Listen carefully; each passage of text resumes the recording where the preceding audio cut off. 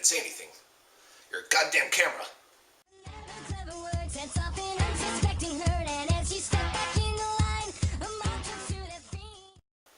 The problem with journalism today is that all professional journalists are a bunch of goddamn liars.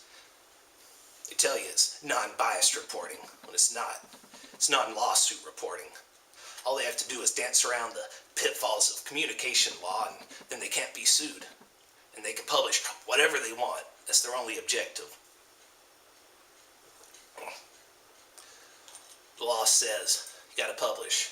In order to publish something, it has to be truthful with good intentions and legally obtained means.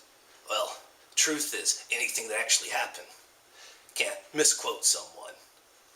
Newspaper writers take themselves out of the story by just not using personal pronouns, but that's bullshit, because they're still in the story. And newspaper writers can manipulate the feel of the story based on the order in which sources are allowed to speak. When you're reading a newspaper, you're not reading the order of the events as they factually occurred. You're reading whatever narrative that the writer feels like painting for you. In TV, that's even worse. You have camera angles. Look, I'm larger than life. What I have to say must be important. Oh no, I'm way down here now. Jesus Christ, I must be a goddamn criminal. This leads us to gonzo journalism, called the most accurate and least factual form of reporting.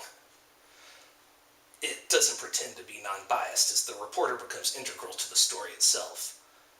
And it takes on the form of an autobiography, but at a newsworthy event.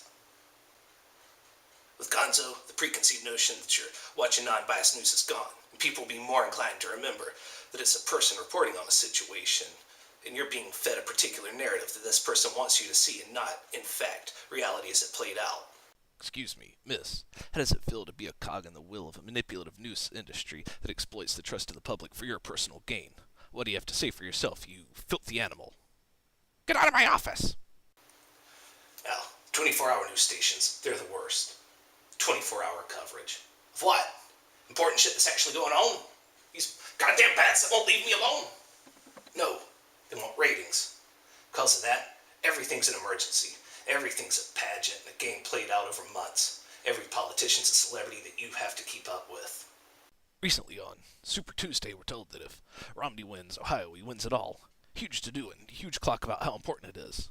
Virtual fucking Star Trek-like holodeck technology even used on this crap. And then Romney wins.